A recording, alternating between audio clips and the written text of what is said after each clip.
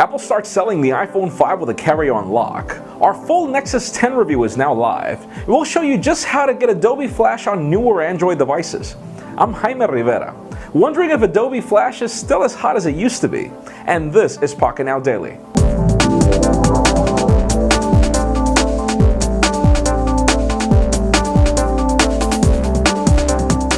That's right, the sign that Apple is finally meeting demands when it comes to the iPhone 5 is finally here. Once you start seeing that they sell any iPhone with a carrier-on lock, it means that their problems are almost over. You can now pick up an iPhone 5 without a contract for $650 for the 16GB model, and then add an extra $100 for the 32 or 64GB models respectively. Now this means that you can finally use your iPhone on T-Mobile, obviously, and second, that the prices will now begin to drop on places like eBay.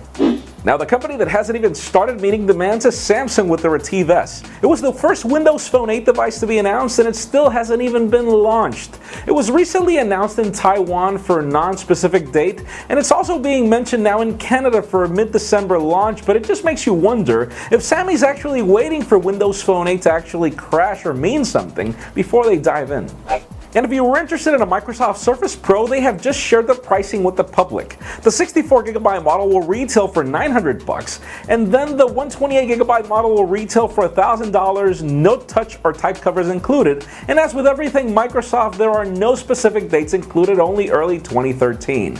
Now, the interesting part here is the fact that even though these things are pricey, you are getting a full computer. But then when you compare it to the full-fledged 11-inch MacBook Air that retails at that same price range, you wonder if it's really worth it. And our full Nexus 10 review is now live, and Joe Levi gave it a lot of praise as being one of the best Android tablets in the market.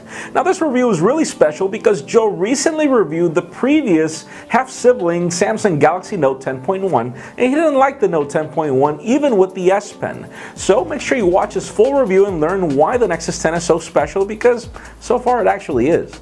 And finally, for the hot news of the day, if you thought that Adobe Flash was dead for newer Android devices, well, Google tried to kill it with Android 4.1 Jelly Bean and beyond, but Joe Levi shows us a full video on how to get it to work, the full walk around and all the steps that you have to follow, which is actually quite simple, so make sure you hit the links. And that leads me to the question of the day.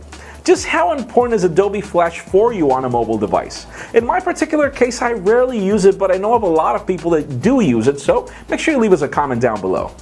And if you want an earlier scoop of everything that's happening in the smartphone and tablet world, make sure you follow us on Pocketnow.com. Please give this video a thumbs up if you like what you saw. I'm Jaime Rivera. Thanks for watching.